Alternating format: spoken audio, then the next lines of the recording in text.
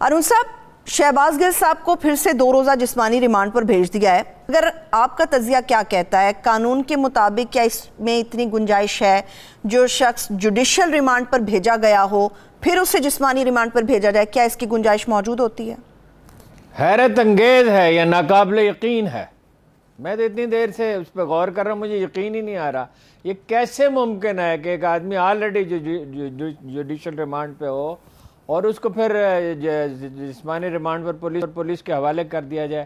What for? اس کا مقصد کیا ہے؟ پہلے وہ ان کے زیر تفتیش رہا ہے، مارا پیٹا گیا اور بہت بری طرح مارا پیٹا گیا.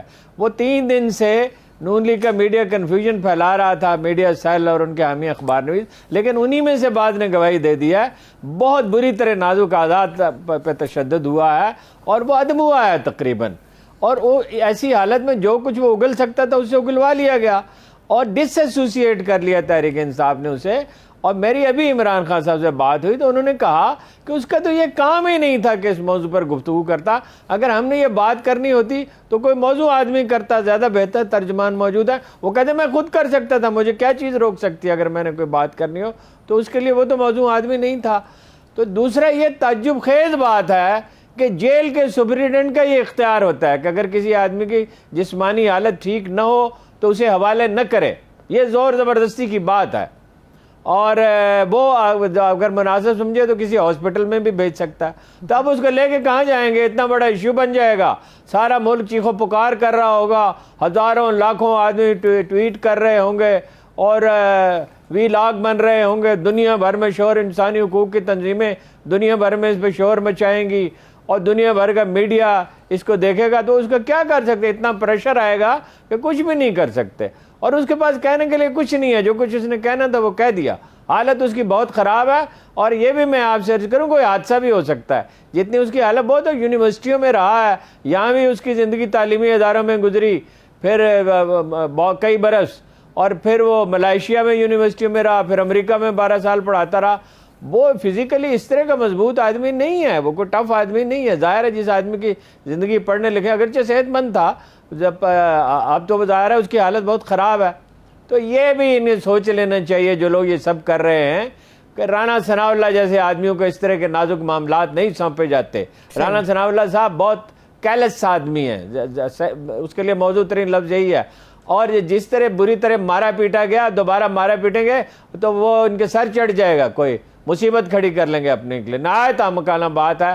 یہ حیرت انگیز ہے جو ہائی کورٹ نے فیصلہ دیا اور وہ اپنا جو سیشن جج نے فیصلہ دیا، کو سمجھ میں نہیں آتا. ایسا کبھی ہم نے تو نہیں دیکھا اپنی 54 سال کی صحافتی زندگی میں. ایسا کوئی واقعہ ہمارے علم میں نہیں ہے. بھٹو بہت سخت گیر تھے، ضیاء الحق کا ماشاء اللہ تھا، یحییٰ خان کا ماشاء اللہ تھا، مشرف کا اس میں ایسے واقعات نہیں ہوئے. وہ خفیہ طور پہ سیاسی قیدیوں کے ساتھ بعض اوقات بہت سختی ہوتی تھی، جاوید ہاشمی کے ساتھ ہوئی، خواجہ سعد رفیق کے ساتھ ہوئی اور لوگوں کے ساتھ ہوئی، لیکن اس طرح لائم لائٹ میں نہیں، دن کی روشنی میں نہیں. جب لاکھوں کروڑوں آدمی دیکھ رہے ہوں اور ہر چیز ہر لمحہ رپورٹ ہو رہی ہو، کوئی چیز وہاں پہ راز ہے، ہر چیز تو آشکار ہو گئی. اس کو چیٹ کرنے میں کامیاب رہے وزیر داخلہ کو پنجاب کے، حالانکہ وہ ذہین آدمی ہیں. ابھی میں نے پوچھا خان صاحب سے، انہوں نے کہا وہ تو بیان ایک تو وہ انہیں سمجھ نہیں آئی، دوسروں نے تو یہ کہا تھا کہ تھانے میں تشدد نہیں ہو. تو تھانے میں تو واقعی نہیں ہوا تھا، اس سے کنفیوژن پھیلا. بہت بے انتہا تشدد ہوا ہے اور مزید تشدد کی تاب وہ نہیں رکھتا ہے. کوئی حادثہ ہو جائے گا یہ پچھتائیں گے بہت جو لوگ یہ کر رہے ہیں. اور یہ مجھے تو حیرت ہے کہ رانا ثناء اللہ کی بات مان رہے ہیں اس معاملے میں. صحیح ہے. ایک طرف ہارون صاحب اسلام آباد پولیس رانا ثناء اللہ صاحب کے انڈر آتی ہے، ان کے نیچے ماتحت ہے وہ.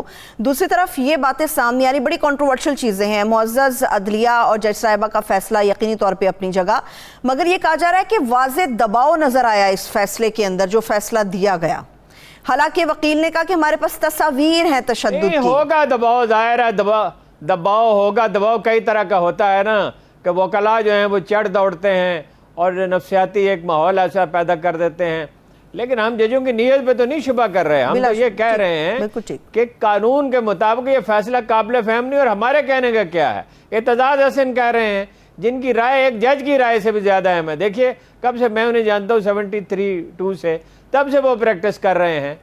اور جس آدمی کو 50 سال پریکٹس کرتے ہوئے گزر گیا، جس نے وکلا تحریک میں اہم ترین رول ادا کیا ہے، جو سپریم کورٹ بار ایسوسیشن کا غیر متنازع لیڈر رہا ہے، اور جو بہت سوچ سمجھ کر رائے دیتا ہے، اور ذہین آدمی ہے، اور بڑے وسیع اس کے تجربات ہیں، بڑا وسیع پرسپیکٹو میں تناظر میں وہ سوچتا ہے.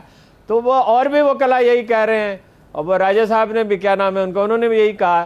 تو وکلاء اس سے ایگری نہیں کرتے، سینئر ترین معزز ترین وکلاء اس سے ایگری نہیں کرتے، اور سول سوسائٹی اس سے ایگری نہیں کرتے. میڈیا کا ریئیکشن آپ دیکھ لیں گے، ابھی تھوڑی دیر میں آ جائے گا. اور سوشل میڈیا پہ تو خیر غیر ذمہ دار لوگ بھی ہیں، لیکن جو ذمہ دار لوگ ہیں ان کا بھی دیکھ لیں گے، انسانی حقوق کی تنظیموں کا رد عمل بھی آپ دیکھ لیں گے. اس پہ ساری دنیا میں تعجب کا اظہار کیا جائے گا. لینے کے دینے پڑ جائیں گے، یہ کاؤنٹر پروڈکٹیو ہوگا، الٹا اثر ہوگا، اس کا کوئی فائدہ نہیں ہوگا. اور یہ فیصلہ تو ایسا ہے کہ ہر سننے والا دنگ ہی رہ گیا. جہاں بھی ہم گئے، جس سے بھی پوچھا، جس سے اس نے کہا یہ تو کوئی قابل فہم ہی نہیں ہے. اور دیکھیے عدالتی نظام کی کوئی تقدیس ہونی چاہیے. اگر اس طرح کے کنٹروورشل فیصلے ہوں گے، وہ چیف جسٹس صاحب کو خط لکھ دیا گیا ہے، میرا خیال ہے وہ اس کا نوٹس لیں گے ضرور. اور جلدی اسلام آباد ہائی کورٹ میں بھی کوئی زیادہ ججوں پر مشتمل جو ہے وہ کوئی کورٹ اس کو سنے گی اور کوئی فیصلہ کرے گی. ایک آدمی کو آپ کتنا مینٹل ٹارچر کرنا چاہتے ہیں؟ 6 فٹ 2-3 انچ اس کا قد ہے، 5 فٹ کی کوٹھڑی میں اسے رکھا. ظاہر ہے کوئی دباؤ تھا تو رکھا. سپرنٹینڈنٹ تو یہ نہیں کر سکتا اپنے طور پہ، سپرنٹینڈنٹ کو تو خواہ تبادلہ کیا. تو وہ اپنا پھر رینجرز کو بھیجا گیا. یہ کیسی کیا چیزیں ہو رہی ہیں؟ کس طرح کے واقعات رونما ہو رہے ہیں؟ اس طرح کے واقعات تو تب ہوتے ہیں جب حکومت کوئی جانے والی ہو.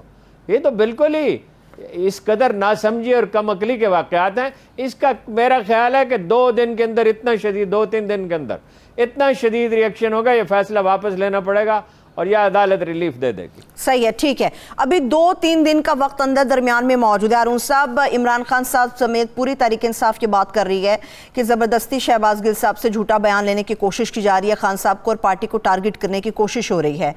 اعتزاز احسن صاحب کی آپ نے بات کی، ان کے نزدیک اس کی اہمیت کیا ہے؟ اگر زبردستی بیان لیتے ہیں تو کیا قانون اس کو ایکسیپٹ کرے گا؟ کوئی حیثیت ہی نہیں. اسحاق ڈار نے بالکل صحیح بیان دیا تھا، ایک تفصیل بیان کی تھی، نام لکھے تھے، پاسپورٹ نمبر تھے، متعدد جو شہادتیں عدالت میں پیش کی جاتی ہیں اسی طرح کی شہادتیں انہوں نے فراہم کی تھی، مائنیوٹ ڈیٹیلز تک بتا دی تھی، اور ہر چیز صحیح تھی اس بیان میں. وہ اس سے مکر گئے، حالانکہ وہ صحیح بیان تھا. یہ تو دیکھیں نا، جبرن بیان لینے کی کوشش کی جا رہی ہے نا. اس سے کچھ لکھوا لیں گے، وہ جو عدالت میں جب جائیں گے وہ کہیں گے مجھ سے زبردستی لیا گیا، اور تشدد کے نشانات دکھا دیں گے. تو پھر کیا کریں گے؟